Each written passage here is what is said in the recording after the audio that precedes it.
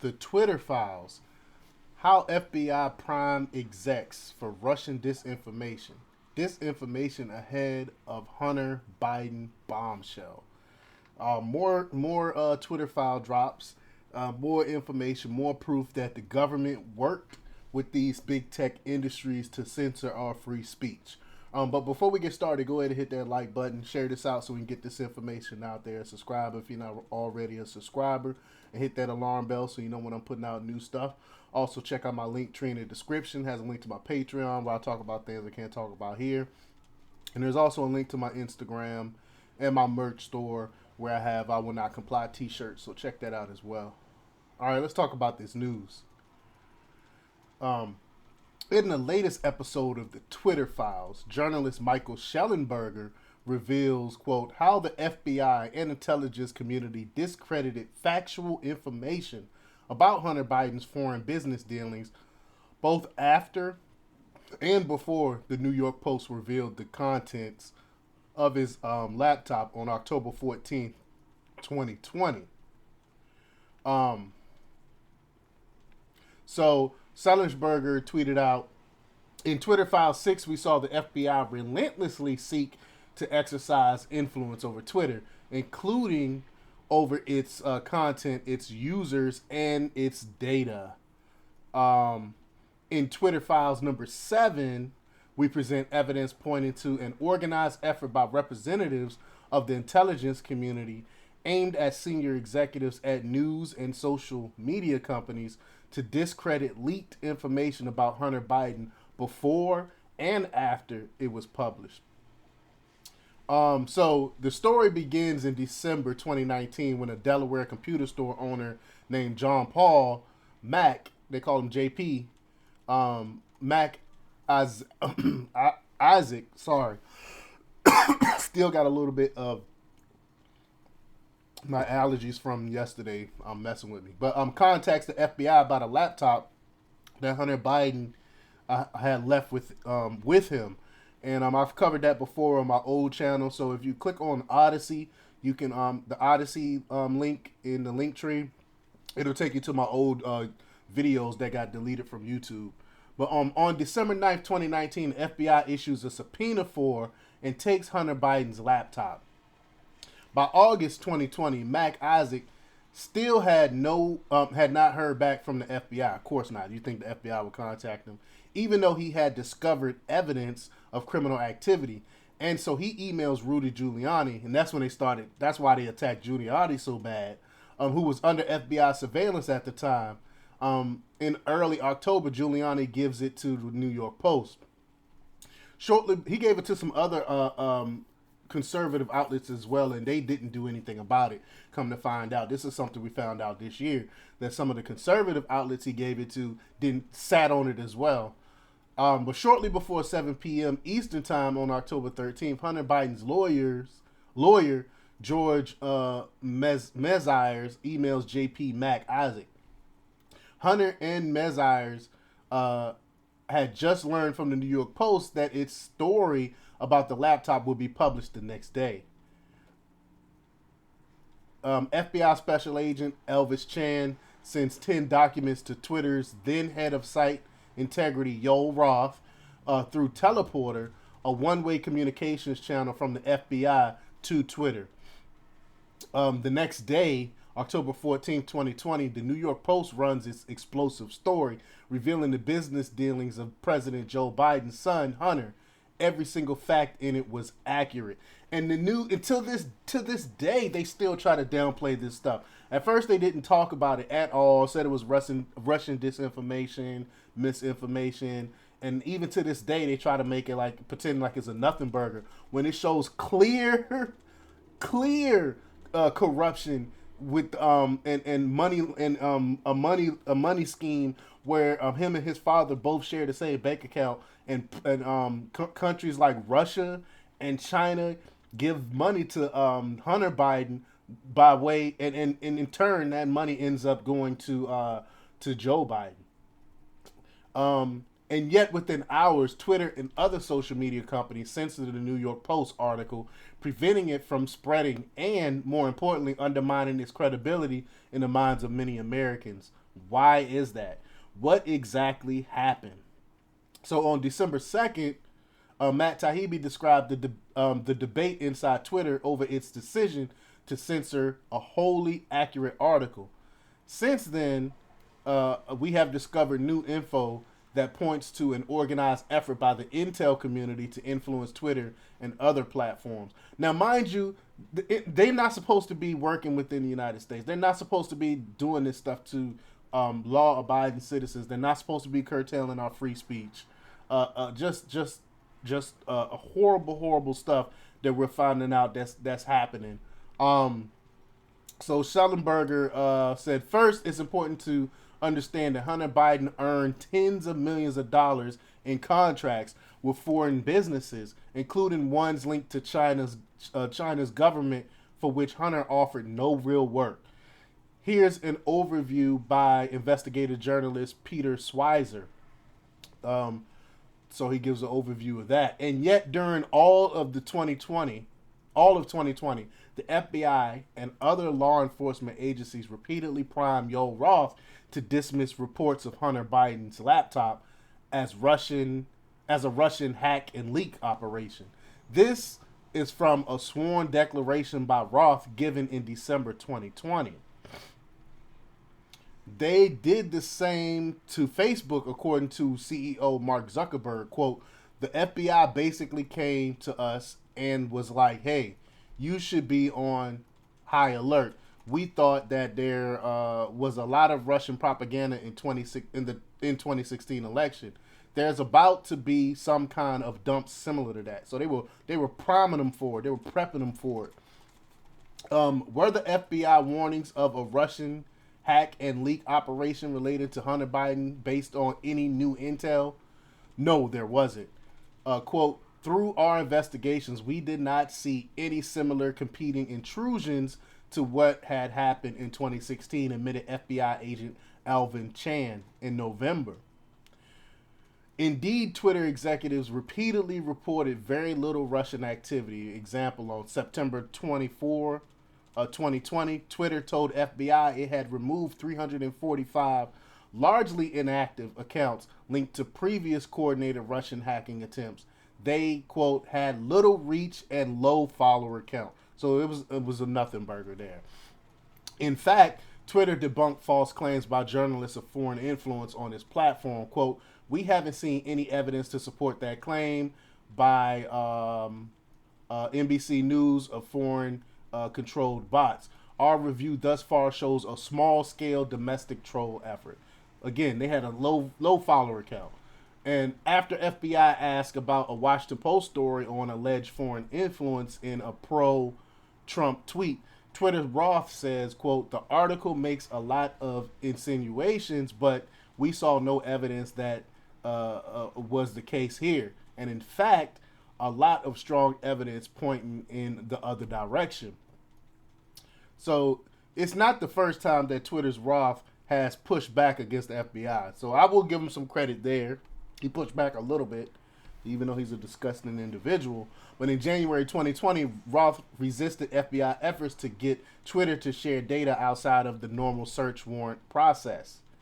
Pressure had been growing. Quote, we have seen a sustained, if uncoordinated, effort by the IC, that's the intelligence community, to push us to share more info and change our API policies. They are probing and pushing everywhere they can, including by whispering to congressional staff.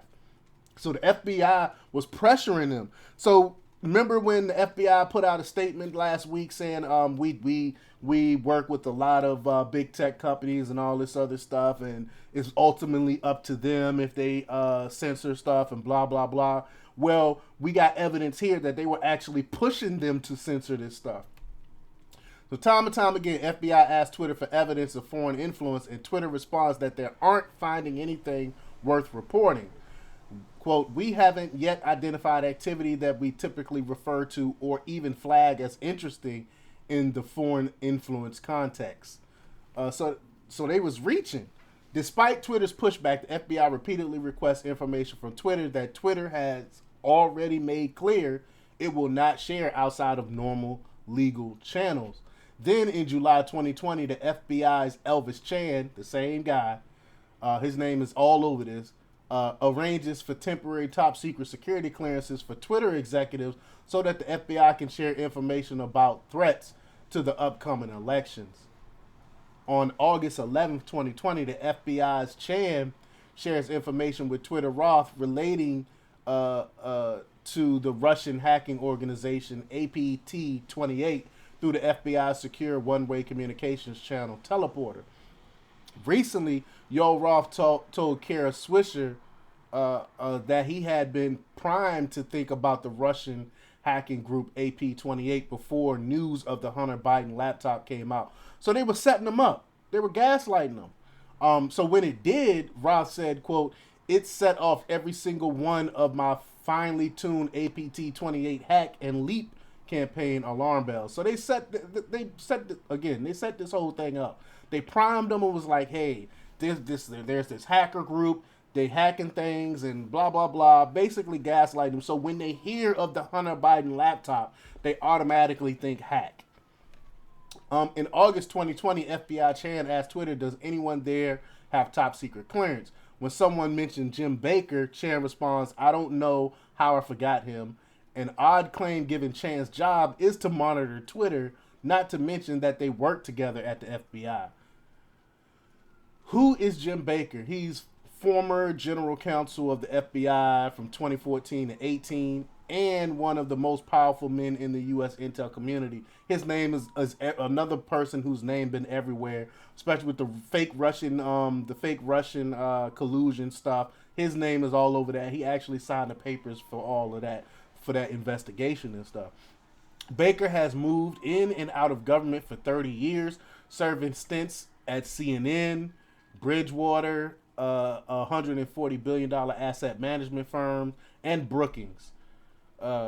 As general counsel of the FBI, Baker played a central role in making the case internally for an investigation of Donald Trump. Baker wasn't the only senior FBI exec involved in the Trump investigation to go to Twitter. Don Burton, the former department chief of staff to FBI head James Comey, who initiated the investigation of Trump, joined Twitter in 2019 as director of strategy.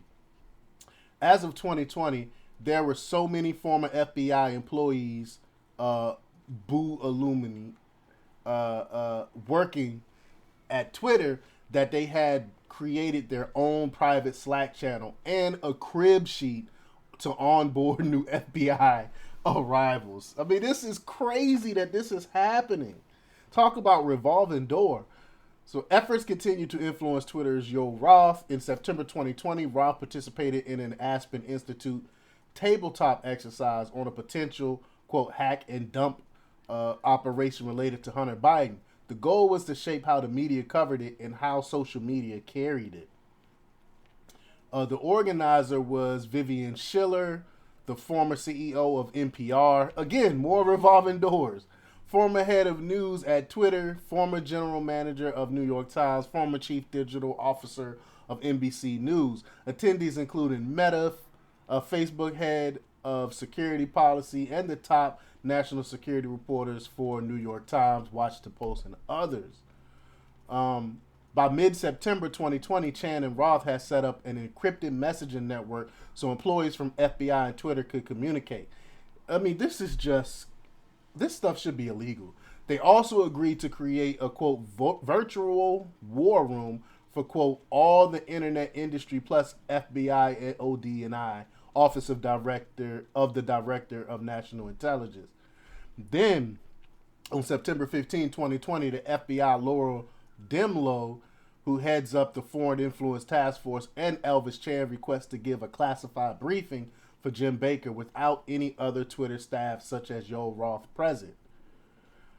On October 14th, shortly after New York Post publishes its Hunter Biden laptop story, Roth says, quote, "It isn't clearly violative of our hacked material policy, nor is it clearly a violation of anything else," but adds, quote, "This feels a lot like a somewhat subtle leak operation." In response to Roth, Baker repeatedly insisted that the Hunter Biden materials were either faked, hacked, or both, and a violation of Twitter policy. Baker does so over email and in Google Doc on October 14th and 15th. So again, I will give Yo Roth a little bit of credit, not very much, but I'll give him a little bit of credit. He pushed back a little bit and said it really doesn't violate our policy because it doesn't look like it was anything illegal going on here. And yet, it's inconceivable Baker believes the Hunter Biden emails were either fake or hacked. The New York Post had included a picture of the receipt signed by Hunter Biden, and I talked about that receipt as well.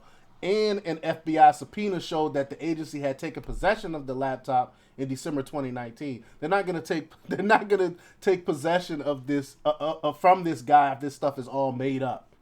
As for the FBI, it likely would have taken a few hours for it to confirm that the laptop had belonged to Hunter Biden. Indeed, it only took a few days for journalist Peter Schweizer to prove it. By 10 a.m., Twitter execs had bought into a wild hack and dump story. Quote, the suggestion from experts, which ring true, is there was a hack that happened separately and they loaded the hack materials on the laptop that magically appeared at a repair shop in Delaware. Remind you, you remember that Hunter Biden, big on drugs, he smoked crack and among other things. So he dropped it off and forgot about it. You see that happen with crackheads all the time. At 3:38 p.m. the same day, October 14th, Baker arranged a phone conversation with Matthew J. Perry in the office of the General Counsel of the FBI. The influence operation persuaded Twitter execs that Hunter Biden laptop did not come from a whistleblower. One linked to a Hill article based on a Washington Post article from October 15th, which falsely suggested that Giuliani's leak of the laptop had something to do with Russia. I remember that's when they started going after Rudy Giuliani to try to discredit this information. There's evidence that FBI agents have warned elected officials of foreign influence with the primary goal of leaking the information to the news media. This is a political dirty trick used to create the perception of impropriety. And they use it as circular reasoning too. The circular reasoning, what happens is they leak a fake story to these news outlets. The news outlets report this fake stuff, and then the FBI go in and say, see, they say it's fake, so it must be fake.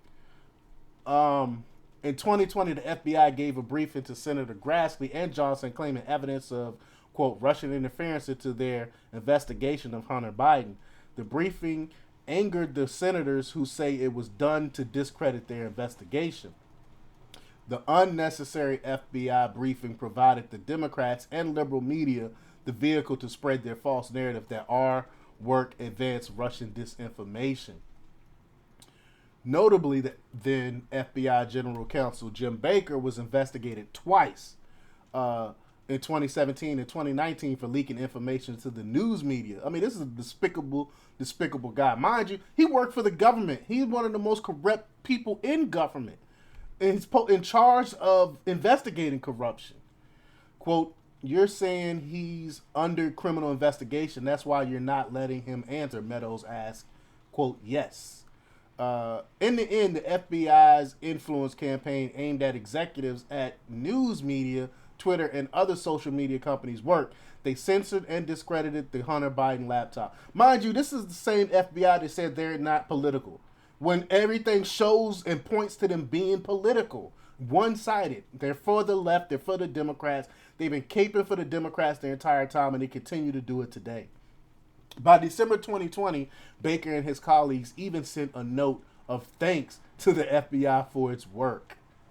The FBI's influence campaign may have been helped by the fact that it was paying Twitter millions of dollars for its staff time. Quote, I am happy to report we have collected $3,415,323 since October 2019, reports an associate of Jim Baker in early 2021.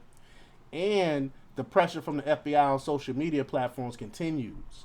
In August 2020, Twitter execs prepared for a meeting with the FBI whose goal was, quote, to convince us to produce on more FBI EDRs. EDRs are, and quote, emergency disclosure requests, a warrantless search. So not only are they getting this information, people's information on Twitter, they're getting it without a warrant, which is illegal. And the social media companies was working with the FBI to break the law, circumvent the law. In response to the Twitter files revelation of high-level FBI agents at Twitter, Jim Jordan said, quote, I have concerns about whether the government was running a misinformation operation on we the people. Or that's exactly what they were doing. Anyone who reads the Twitter files, regardless of their political orientation, should share those concerns. And I agree. Chuck Ross said, he tweeted out, sure looks like Yo Roth lied when he told Kara Swisher that he was against censoring the Hunter Biden story. He was initially skeptical, but then endorsed the idea a couple of hours later. Tom Elliott said, thankfully, the FBI didn't let a lack of evidence stop them from spreading their, quote, Russian disinformation anyway. And then Sam Parker tweeted out, matter of fact, why did Yo Roth crack down on the relatively few Russian bots but do nothing about the millions more Ukrainian bots? Did Yo Roth and the government run a psyop on the American people to gain approval and money from us? Great point. And we continue. Let me put it like this: anything that comes from the FBI, anything, take it with a grain of salt. Don't trust it. These people are corrupt. They don't have the American people best interests at heart. All they care about is protecting the deep state, and that's what the FBI is there for. Not to work on behalf of the people, but to work on behalf of the deep state. But let me know what you think. Leave your comments down below. Like, share, and subscribe, and check out democrapublics.com for the latest in news. Until next time, peace. Oh, say,